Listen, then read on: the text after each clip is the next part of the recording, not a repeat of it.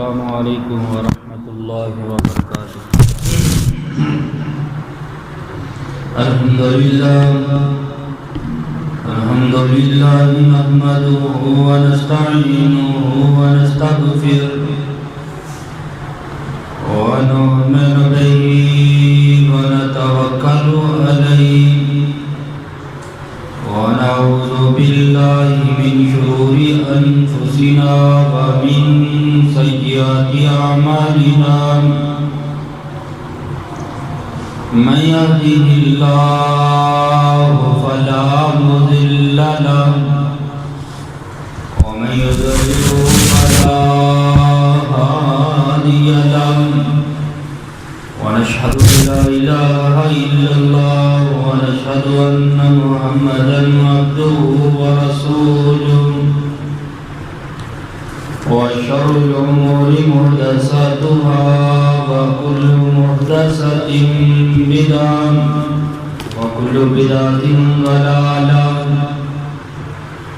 وكل ضلالة في النار۔ اللهم صل على محمد وعلى آل محمد كما صليت على إبراهيم وعلى آل إبراهيم إنك حميد مجيد۔ رب اشرح لي صدري ويسر لي أمري واحلل عقدة من لساني يفقهوا قولي۔ رب زدني علما رب زدني علما۔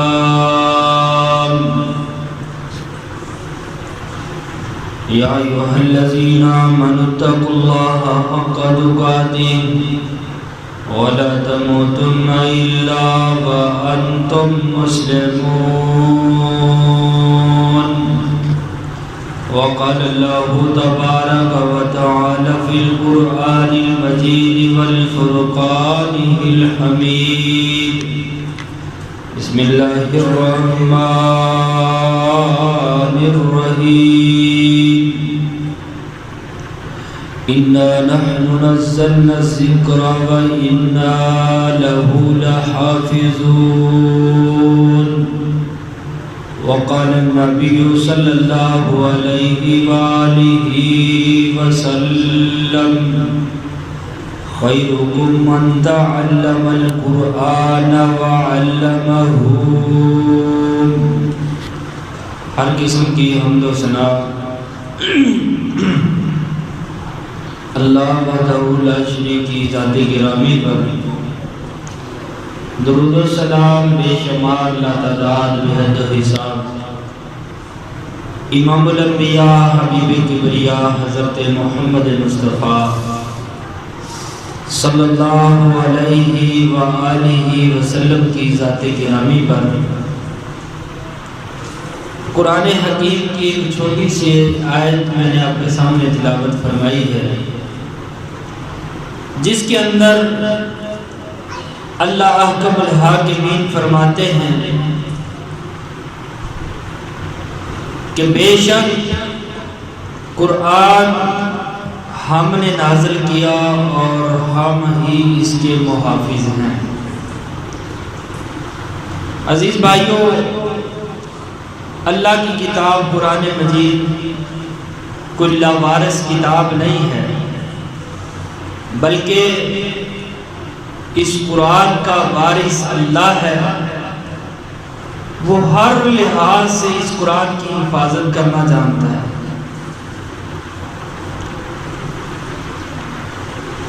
اگر آج کوئی قرآن کی بے حرمتی کرتا ہے تو وہ ہمارا امتحان ہے، باقی کسی آدمی کے اندر یہ جرأت نہیں کہ قرآن کی بے حرمتی کرے۔ اللہ دیکھتا ہے کہ میں نے اتنی عظیم کتاب ان کے اوپر نازل فرمائی، ان کے اندر اس قرآن کو سنبھالنے کی کتنی ہمت اور جرأت ہے۔ ایسا ثابتہ کرتے کہ ستینا سجاد جب مشن تے لگے اے چھوٹے کی ہو رہے اچھا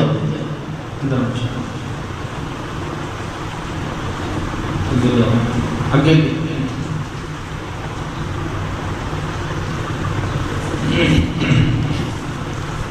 تو عزیز بھائیوں، اللہ نے اپنی قرآن کی حفاظت تو کرنی ہے۔ آج سے 1400 سال سے لے کر آج تک اس قرآن کا ایک لفظ بھی نہ بدلا ہے نہ بدل سکے گا،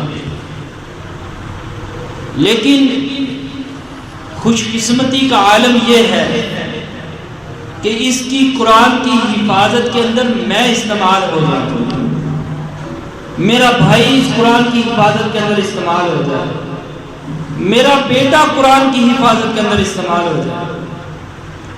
حفاظت تو اس کی کنفرم ہے،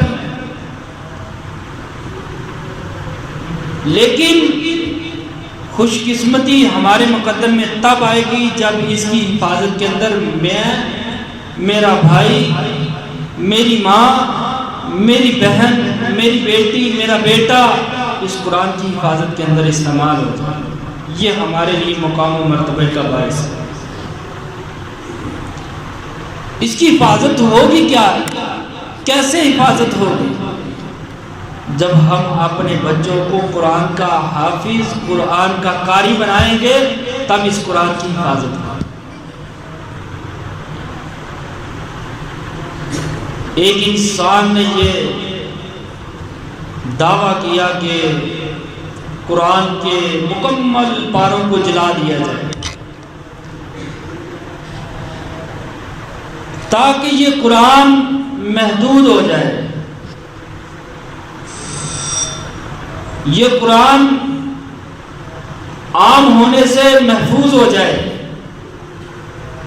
اللہ اکبر کبیرہ، اس نے سارے قرآن کے نسخوں کو اپنے علاقے کے اندر جلا دی۔ ایک دن اس کا گزر ایک مسجد کے قریب سے ہوتا ہے، اس کے کان کے اندر قرآن کی آواز آتی ہے، جا کے دیکھتا ہے ایک معصوم بچہ قرآن کا قاری اپنے مخصوص انداز کے اندر اللہ کے قرآن کی تلاوت کر رہا ہے۔ سر پکڑ کے بیٹھ گیا کہ میں نے تو سوچا تھا یہ قرآن کو محدود کر دیا جائے، اس کے پرچار کو ختم کر دیا جائے، لیکن اگر اتنے بڑے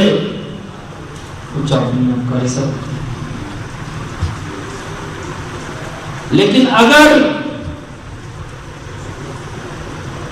اس نے کہا کہ قرآن کے نسخوں کو تو میں نے جلا دیا، لیکن جس کی حفاظت ان چھوٹے چھوٹے ننھے دماغوں اور دلوں کے اندر محفوظ ہے، اس کو ختم کرنے کا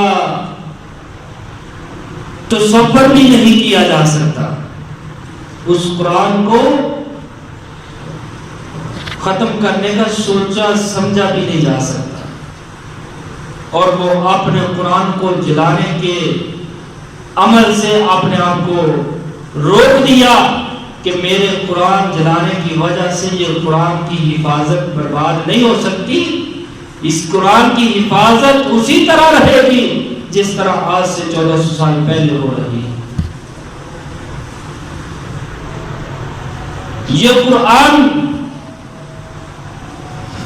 ہدی للناس ہدی للمتقین، یہ لوگوں کے لیے، متقین کے لیے ہدایت ہے، یہ قرآن رحمت ہے، یہ قرآن مومنوں کے لیے شفا ہے۔ ہم نے انگریزی دوائی کو حاصل کرنے کے لیے اپنی ایڑی چوٹی کا زور تو لگا لیا، لیکن قرآن کو اپنے لیے شفا نہ سمجھ سکے۔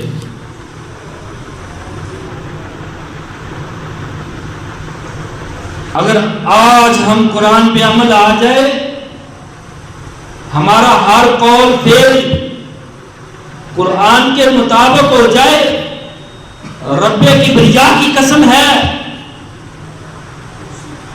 قرآن کے متبع فرما بردار کو کافر کی کوئی للکار نہیں بٹھا سکتی۔ قرآن کے فرما بردار کو کسی کافر کا روک دبدبا دبا نہیں سکتا۔ آج ہم دبے اس لیے ہیں، آج ہم ذلیل و رسوا اس لیے ہو رہے ہیں کہ ہم نے اپنی کتاب سے رہنمائی حاصل کرنا چھوڑ دی ہے۔ اپنے دماغ کا استعمال، اپنی سمجھداری کا، اپنی فقاہت کا ہم نے اپنے ہر معاملے کے اندر استعمال کیا، لیکن قرآن کا ہم نے استعمال نہیں کیا۔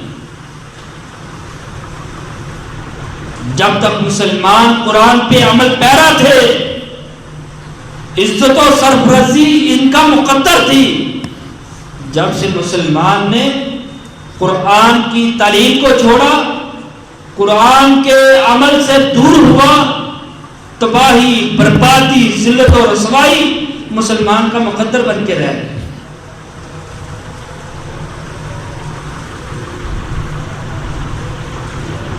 حضرت عمر رضی اللہ تعالیٰ عنہ کہتے ہیں نبی علیہ السلام نے فرمایا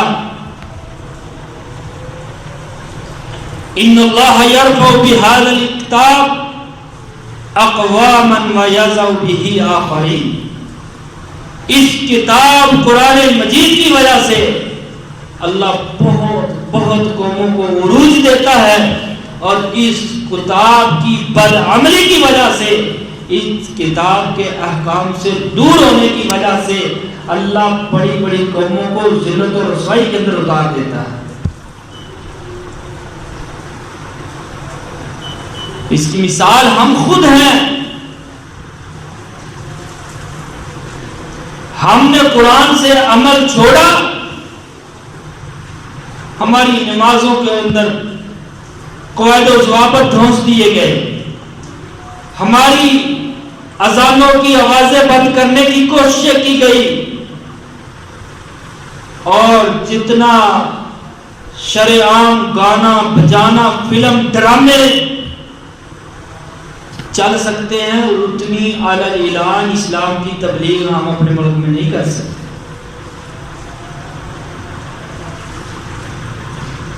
حضرت عمر کہتے ہیں اگر دنیا کے اندر سرفرازی اور بلندی چاہتے ہو تو پھر قرآن کے اوپر عمل کرنا پڑے گا، قرآن کو پڑھنا پڑے گا، اس قرآن کو اپنے دل و دماغ کے اندر اتارنا پڑے گا، تب ہم کامیاب بنے۔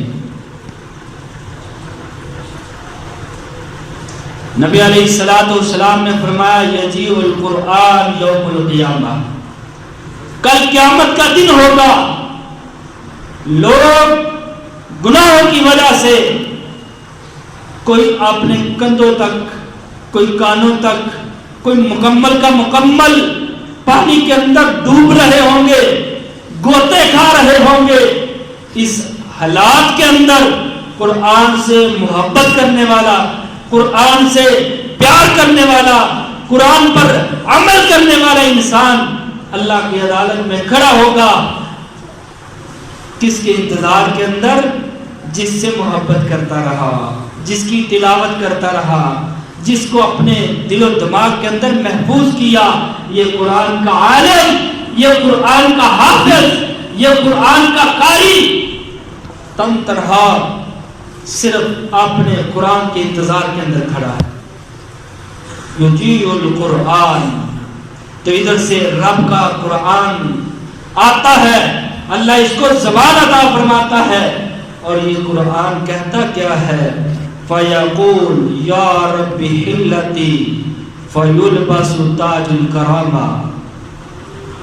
اللہ قرآن کی سفارش کی وجہ سے انسان کو عزت کا تاج پہنا دیں گے۔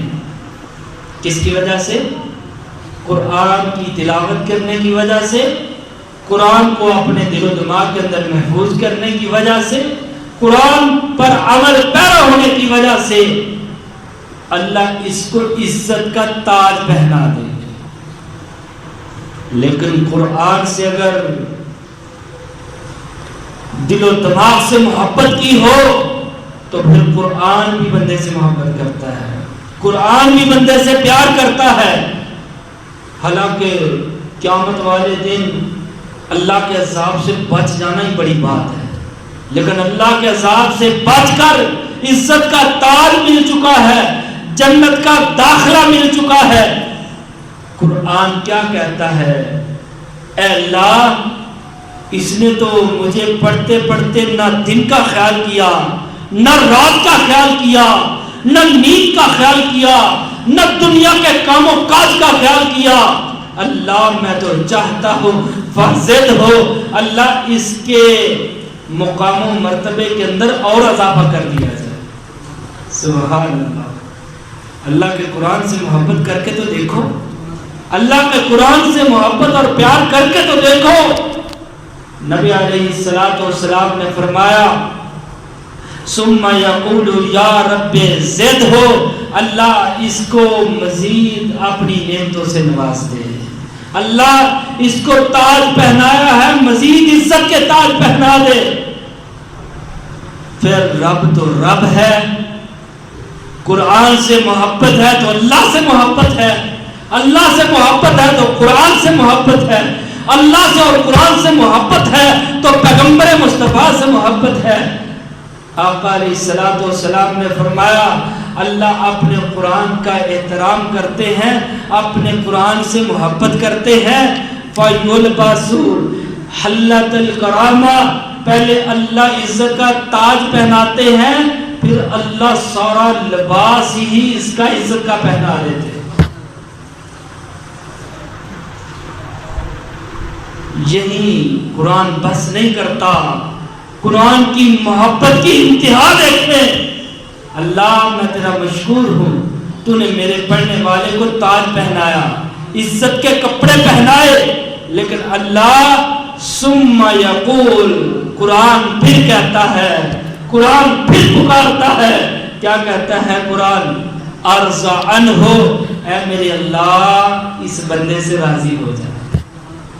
یار جس سے رب راضی ہو جائے، جس سے اللہ خوش ہو جائے، جس سے اللہ محبت فرما دے، اس کو کوئی جہنم کی چیز نقصان نہیں پہنچا سکتی، اور کوئی چیز اس کو جنت سے روک نہیں سکتی۔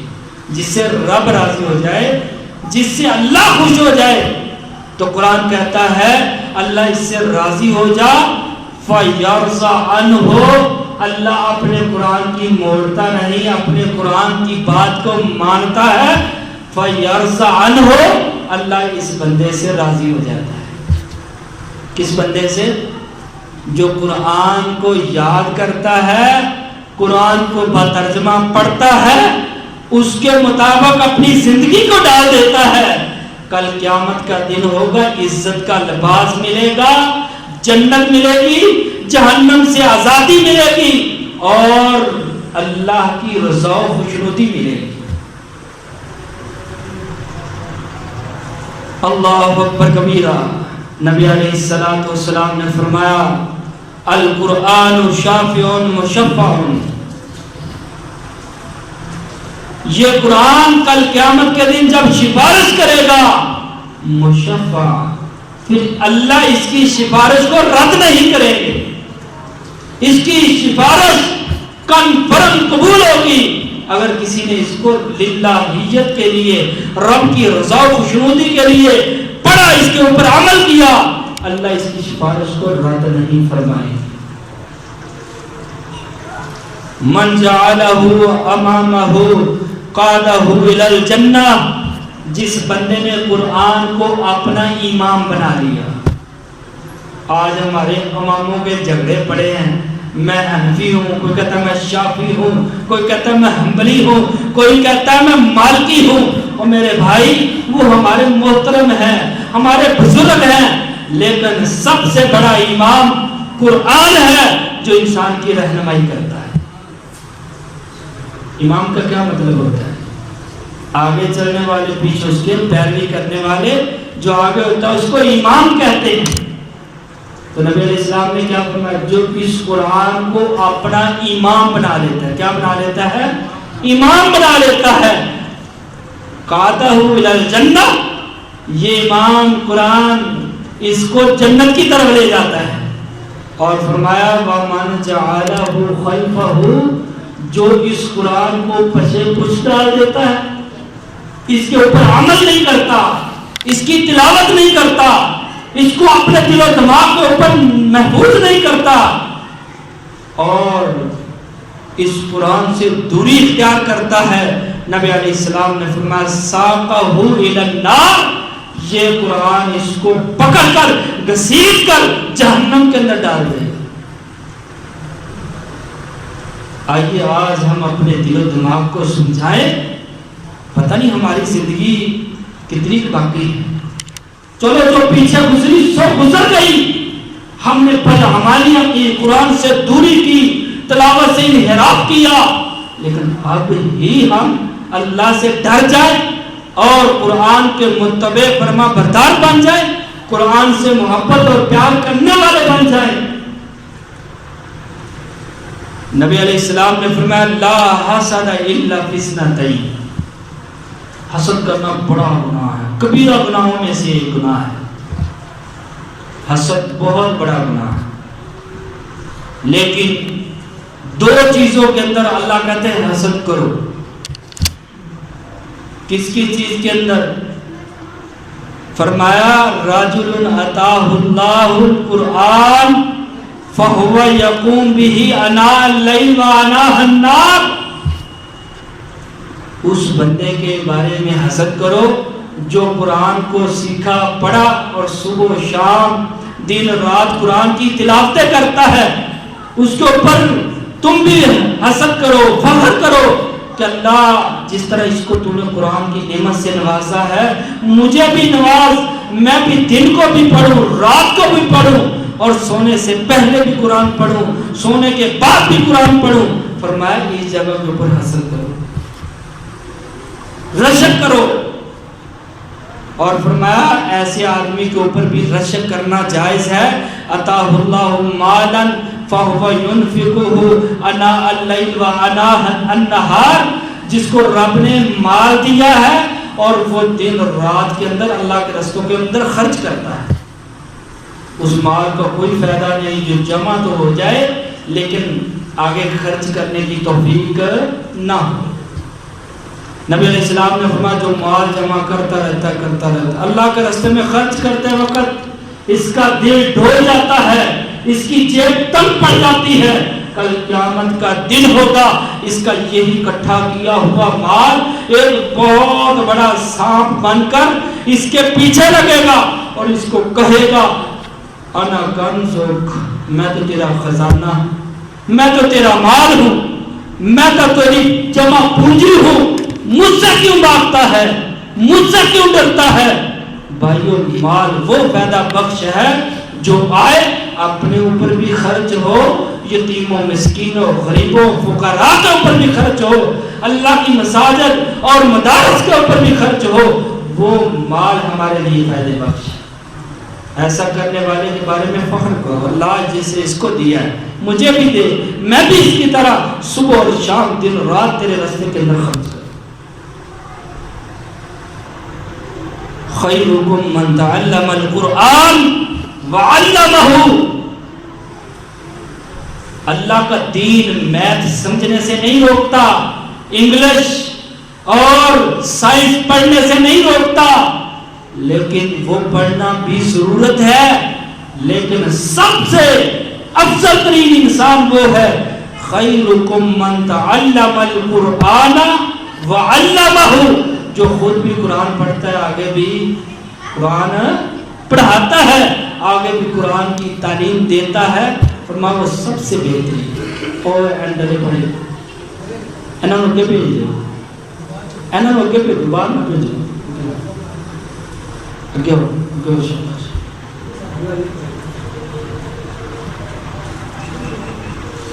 اور پھر دوسری جگہ پہ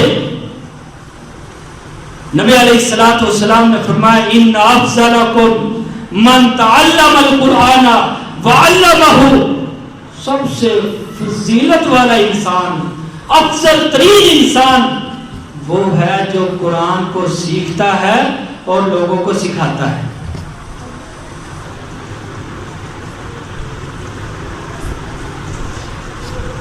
اور نبی صلی اللہ علیہ وسلم نے فرمایا الماہر بالقرآن مع السفرۃ الکرام البررہ، جیسے انسانوں میں سے معزز ترین انسان یا سونے دے مارنا ہے کہا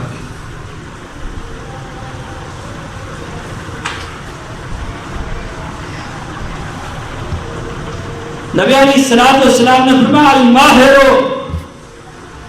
قرآن کو صحیح انداز کے اندر سیکھ کر پڑھنے والا، مع السفرۃ الکرام البررہ، جس طرح انسانوں کے اندر صحابہ افضل، صحابہ سے نبی علیہ السلام افضل، ایسے ہی اللہ کے فرشتوں میں سے سب سے افضل ترین فرشتے حضرت جبرائیل علیہ السلام ہیں، اسرافیل میکائیل علیہ السلام ہیں۔ فرمایا جو قرآن کی حفاظت کرتا ہے، قرآن کا حافظ بنتا ہے، قرآن کی تعلیم حاصل کرتا ہے، کل قیامت کا دن ہوگا وہ معززین کرامن کاتبین سب سے افضل ترین فرشتوں کے ساتھ اللہ ان کو کھڑا فرمائے۔ جو قرآن کو سیکھتا ہے، قرآن کا حافظ بنتا ہے، قرآن کے علم سے اپنے آپ کو تعلیم دلاتا ہے، ایسا انسان کل قیامت کے دن اللہ کے بڑے فرشتوں کے ساتھ کھڑا ہو۔ اور فرمایا وَيَتَتَعْتَعُ فِيهِ وَهُوَ عَلَيْهِ شَاقٌ، لیکن ایسے بھی بندے ہوتے ہیں جن کے دل کے اندر قرآن پڑھنے کا بڑا ذوق اور شوق ہوتا ہے، لیکن ان کی زبان کی لکنت کی وجہ سے، جب بڑا ہو جانے کی وجہ سے قرآن کے الفاظ اس کی زبان پہ آنے میں دقت محسوس ہوتی ہے، اور وہ ٹھہر ٹھہر کر اس کو ادا کرتا ہے۔ آقا علیہ الصلوۃ والسلام نے فرمایا لہو اجران، اللہ اس سے اتنی محبت کرتا ہے، اتنا پیار کرتا ہے، اس کے اڑکنے کی وجہ سے اللہ اس کو ایک لفظ کے برابر 2 مرتبہ اجر عطا فرما دیتا ہے۔ یعنی کہ عام انسان علی پڑھتا ہے، اس کو ایک بدلے 10 مشکل ہے، بیچارہ پڑھنے سے قاصر ہے، اکتاتا نہیں، قرآن کی تعلیم سے پیچھے نہیں ہٹتا، نہیں جی میرا دماغ نہیں کم کرتا، میں تو بڑا ہو گیا، میرے تو زبان تے نہیں چڑھ سکتا، باقی سارے کام آخری دن تک ہو سکتے ہیں، لیکن صرف قرآن ایسا ہمارے لیے بنا ہے کہ جو ہمارے لیے مشکل ہے۔ نہیں، قرآن سب سے آسان ہے، قرآن سارے ادیان میں سے سب سے آسان اور آسان کتاب قرآن مجید ہے۔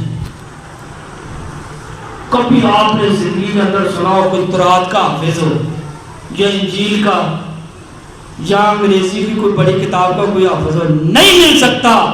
واحد ایک رب کی قرآن کی کتاب ہے جس کے حافظ ہم شمار بھی نہیں کر سکتے، گن بھی نہیں سکتے۔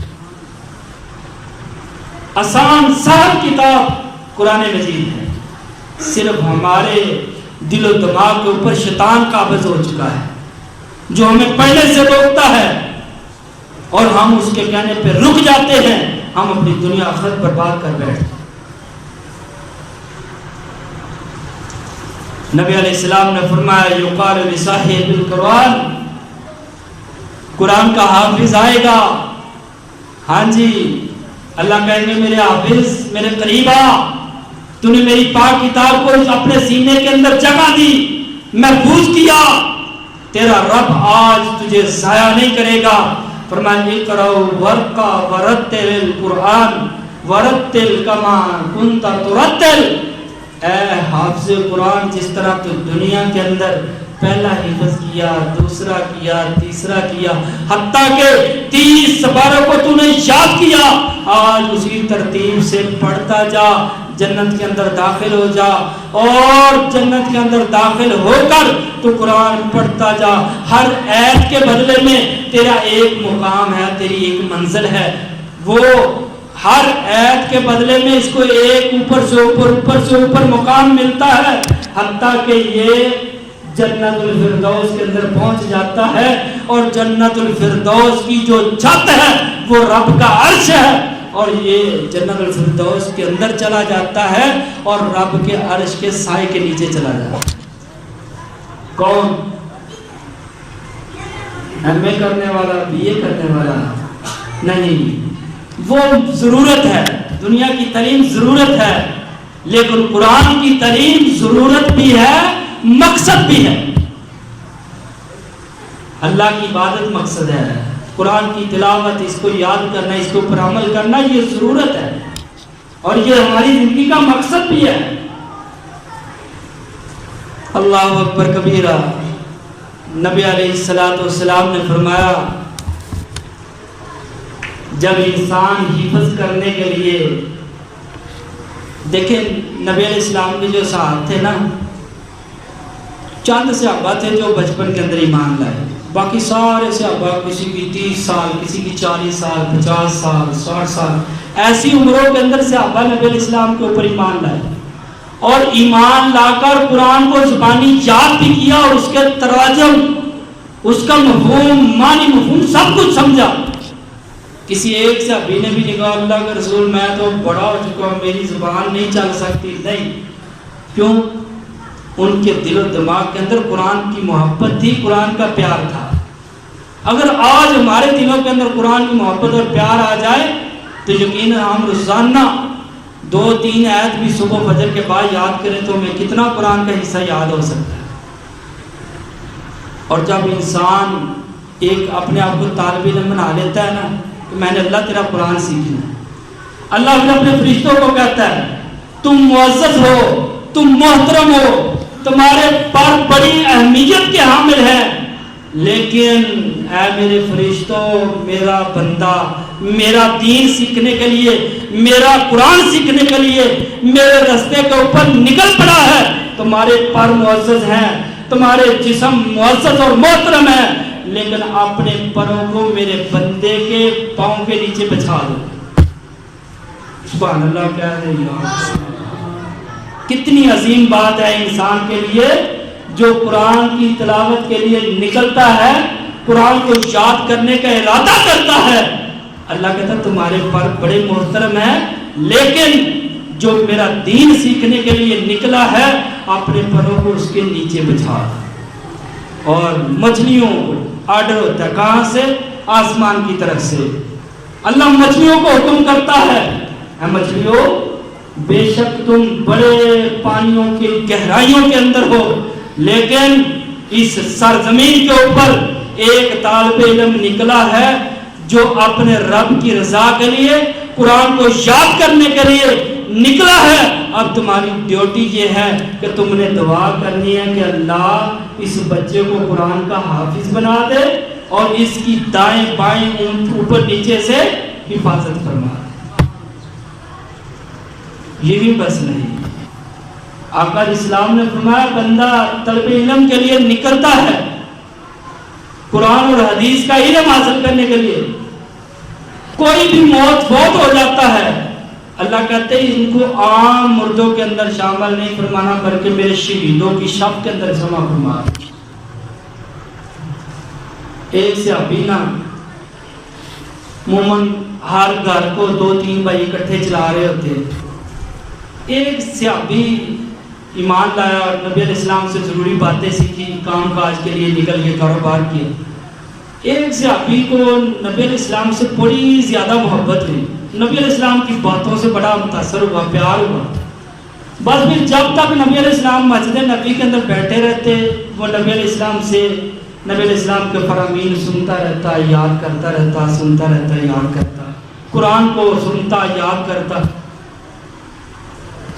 2-4 दिन, महीना, साल देखा, बड़ा भाई नबी अलैहिस्सलाम के पास आया, अल्लाह के रसूल हम 2-3 भाई, ये जिवें कहते हैं बेला है किसी पास मस्जिद लगी हुई है और कोई काम नहीं है दुनिया में, अल्लाह के रसूल मैं भी काम करता हूँ, मुझसे छोटा, ये इधर आपके पास ही बैठा रहता। वो हाँ भाई तू क्या करता है? अल्लाह के रसूल मैं तो इधर बैठ के तेरे ऊपर नाज़िल शुदा किताब को याद करता हूँ, उससे प्यार करता हूँ, उससे मोहब्बत करता हूँ, उसको हिफ्ज़ करता हूँ। نبی علیہ السلام نے فرمایا بڑے بھائی بات سن لے، میں محمد عربی ایک دعوے سے بات تمہیں کر رہا ہوں. فرمایا تو اپنے ذہن سے یہ خیال نکال دے،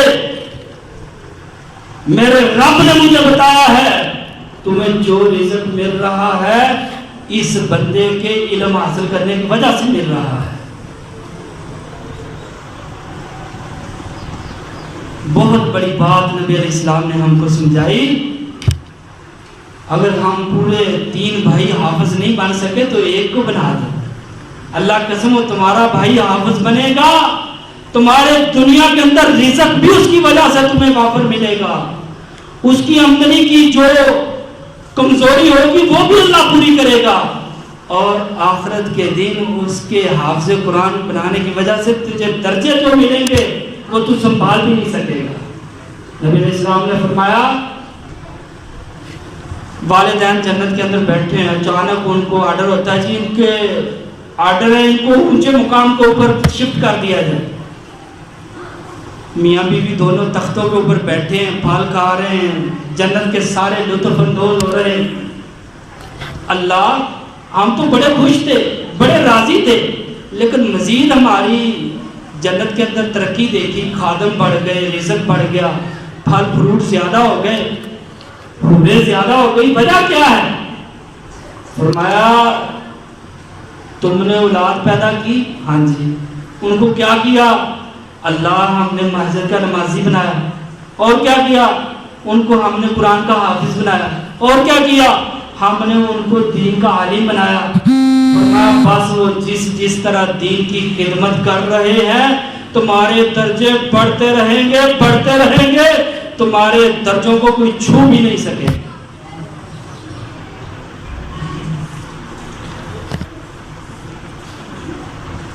کیوں بھائی؟ اللہ نے اولادوں سے نوازا ہے.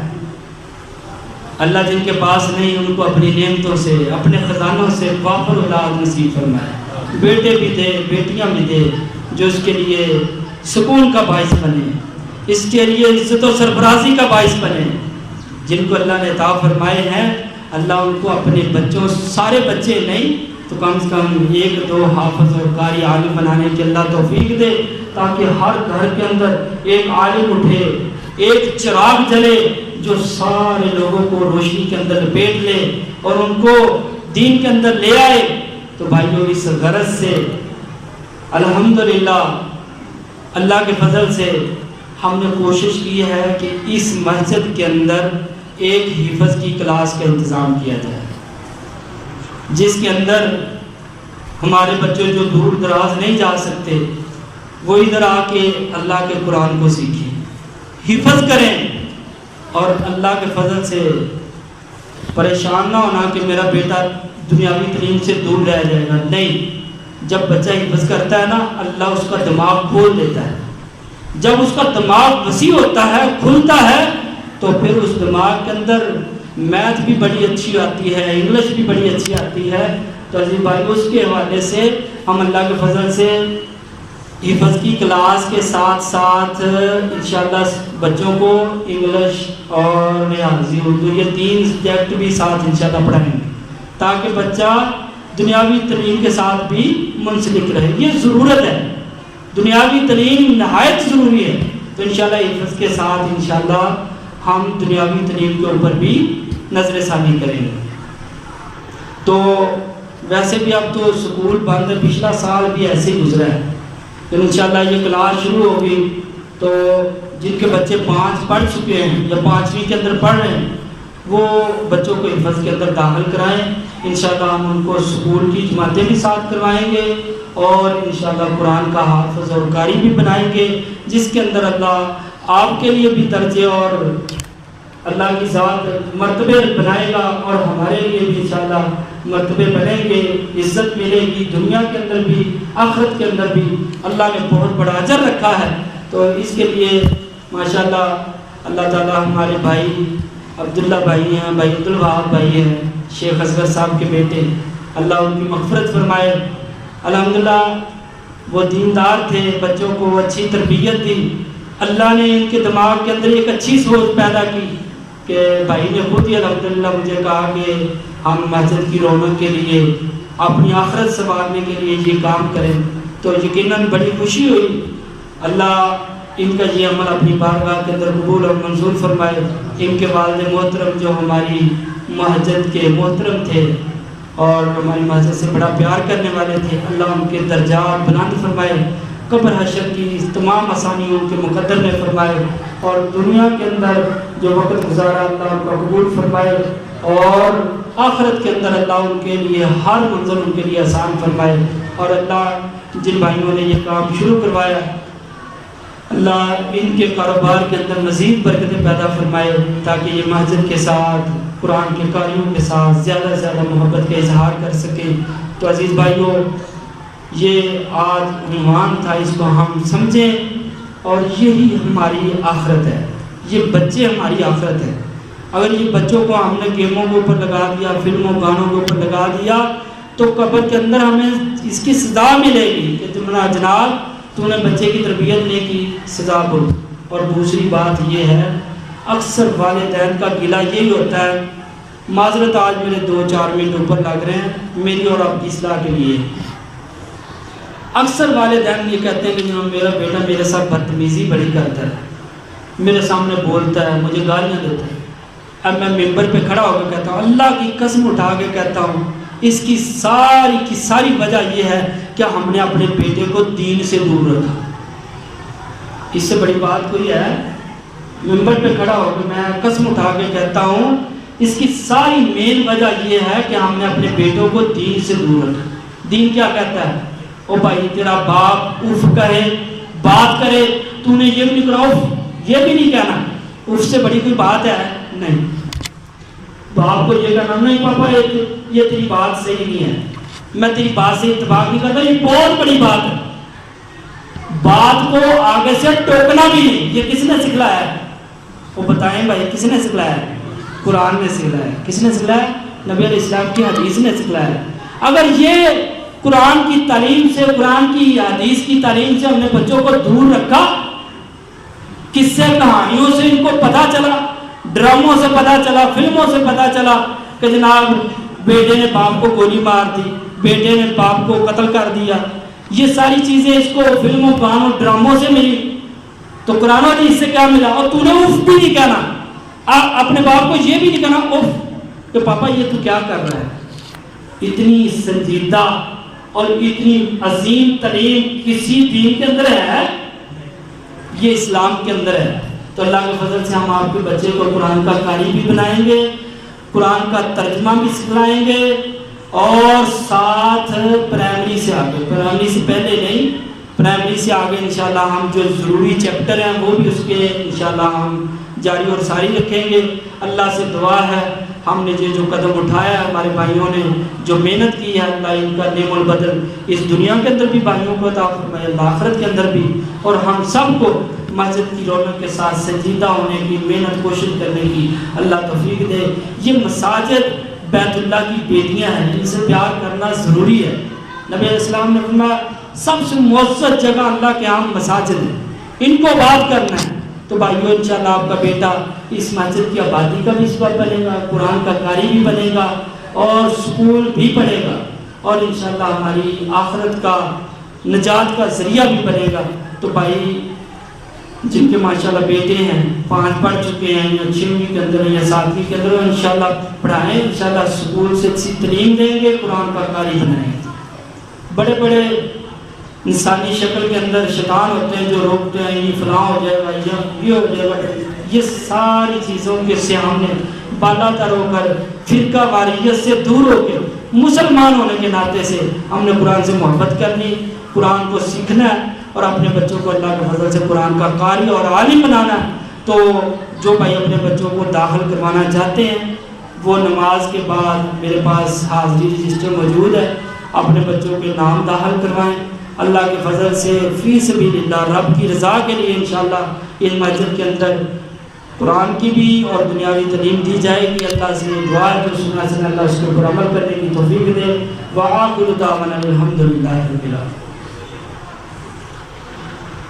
الحمدللہ وحدہ والصلاة والسلام علی اشرف الانبیاء والمرسلین اللهم صل على محمد وعلى آل محمد كما صليت على إبراهيم وعلى آل إبراهيم إنك حميد مجيد اللهم بارك على محمد وعلى آل محمد كما باركت على إبراهيم وعلى آل إبراهيم إنك حميد مجيد سبحان ربك رب العزة عما يصفون والسلام على المرسلين والحمد لله رب العالمين.